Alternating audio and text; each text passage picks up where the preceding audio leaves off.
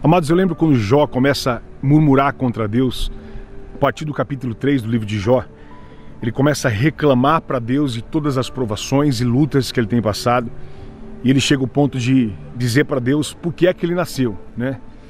Ele faz grandes murmurações e vários livros e capítulos ali, vários capítulos, Jó reclama, Jó murmura, Jó questiona, Jó culpa Deus, Jó faz tudo o que não devia fazer.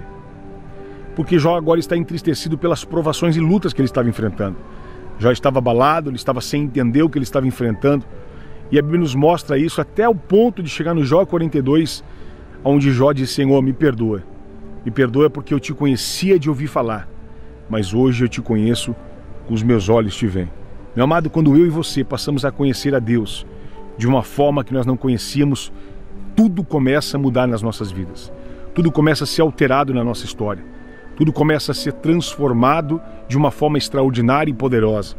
O que Deus tem para mim e para você é uma revelação de um Deus que ainda nós não conhecemos. Por mais que eu e você tenha tanto tempo de igreja, por mais que eu e você conheça Jesus há tantos anos, todos os dias Deus se revela de uma forma nova aos nossos corações. Essa é a multiforme graça de Deus, é o poder de Deus. Um Deus que é uma fonte inesgotável, um Deus que é uma fonte de promessas, é uma fonte de milagres, é uma fonte de cura, de resposta, de avivamento.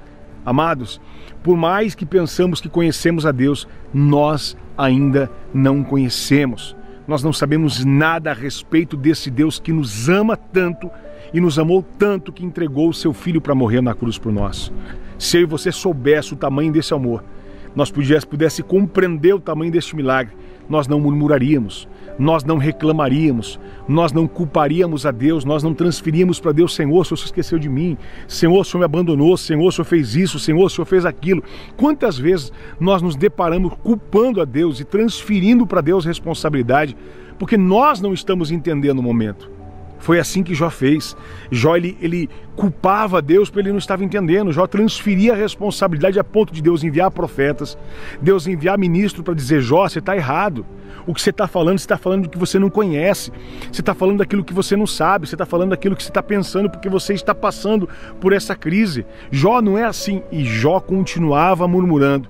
E Jó continuava reclamando a ponto de Deus, o próprio Deus, ter que entrar na história e dizer: Jó, aonde é que você estava? Olha que tremendo, queridos. O Senhor diz para Jó: Jó, onde é que você estava quando eu dei firmamentos aos montes? Jó, aonde é que você estava quando eu disse para as ondas: é até aqui que você chega, daqui você não passa? Quando Deus ele cria todas as coisas e vai dando ordem às coisas para que sejam estabelecidas conforme a sua vontade, conforme o seu querer. Aonde é que você estava, Jó?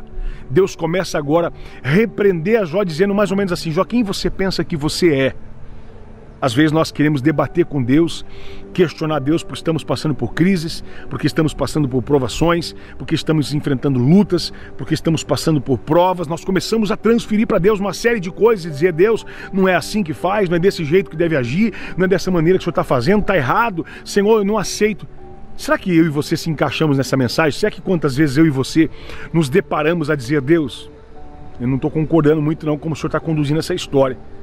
Mas eu quero fazer uma pergunta para você, meu irmão. Será que Deus perdeu o controle? Será que Deus perdeu o controle da sua vida, da minha vida? Ah, pastor, não sei, pastor. Você não sabe como é que está a minha casa.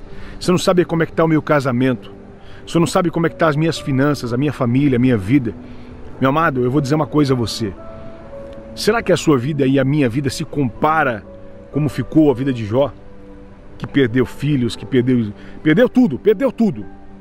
E a esposa que havia restado ainda acusa ele, dizendo: Jó, amaldiçoa Deus e morre. Quer dizer, Jó só tinha Deus. E ela manda dizer para ele, usada pelo próprio diabo: amaldiçoa Deus e morre.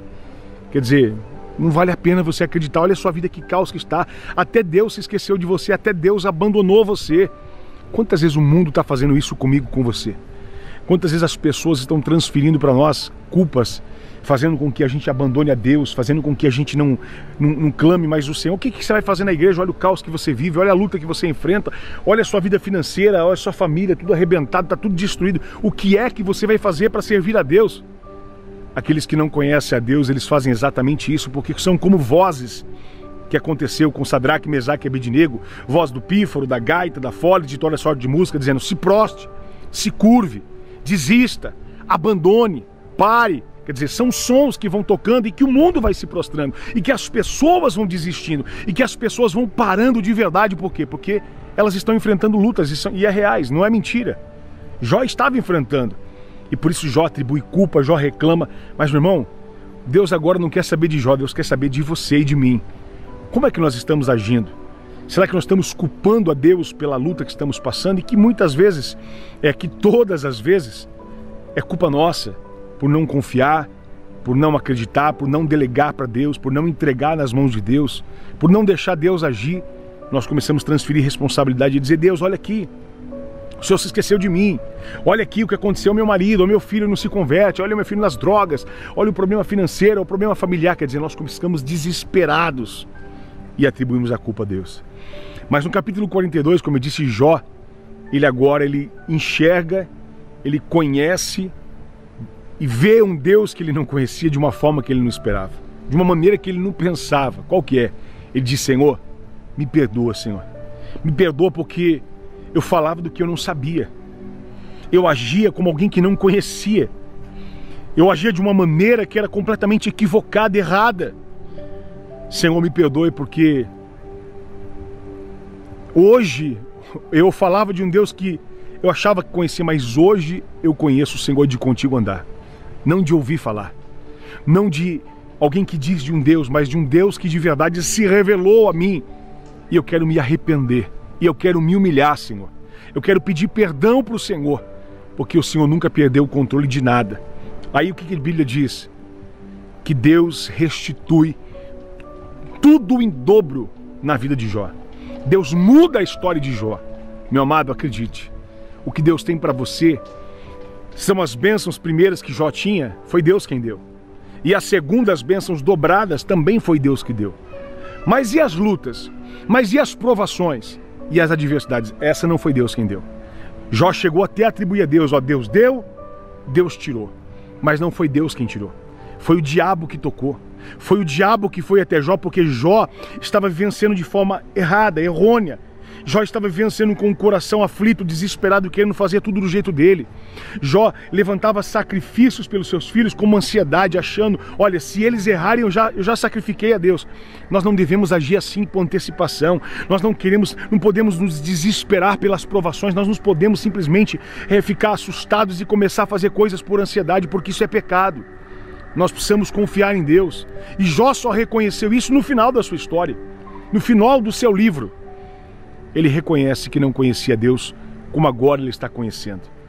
O que eu quero profetizar na sua vida é: se prepare, ainda que a sua vida esteja tudo contrário, ainda que na sua casa esteja tudo errado, ainda que você esteja vivendo o maior caos da sua história, saiba, Deus está no controle de tudo. Saiba, Deus está no controle da tua casa, da sua família, da sua vida, do seu casamento, do seu trabalho. Mas pastor, está tudo errado. Escute uma coisa: o que Deus promete para mim e para você, meu amado, não é uma semana. O que Deus promete para mim e para você não é um dia de bênção. O que Deus promete para você, para mim, não é um dia de milagre. O que Deus promete para mim e para você é uma eternidade de promessa. Exatamente o que Deus tem para você e para mim. Acredite, Deus nunca perdeu o controle. Por isso, Ele está no controle da sua vida, da sua casa e da sua família. Se você crê nisso, diga: eu creio. E escreva aí embaixo: Deus está no controle da minha casa. Deus está no controle da minha vida. Deus está no controle do meu casamento. Deus está no controle da minha família. Profetize isso, mesmo que você não enxergue isso. Porque o justo, ele não vive por vista. O justo, ele vive pela fé. E eu sei que sem fé é impossível agradar a Deus. Sem fé é impossível e você agradar ao Senhor. Por isso, a fé vem pelo ouvir e ouvir pela palavra de Deus. Receba a fé agora no seu coração. Receba milagre agora na sua vida. Porque eu tenho certeza que eu e você vamos dizer: Senhor, me perdoa, porque eu falava do que eu não conhecia, mas hoje os meus olhos te veem. E hoje eu sei que o Senhor está no controle de tudo. Meu amado, se você tem sido abençoado, deixa o seu like, compartilhe esse vídeo. Se você chegou agora, se inscreva nesse canal. E como eu digo sempre, nunca desanime, nunca desista e nunca se esqueça que eu e você somos mais que vencedores em Cristo Jesus. Deus te abençoe e fique na paz.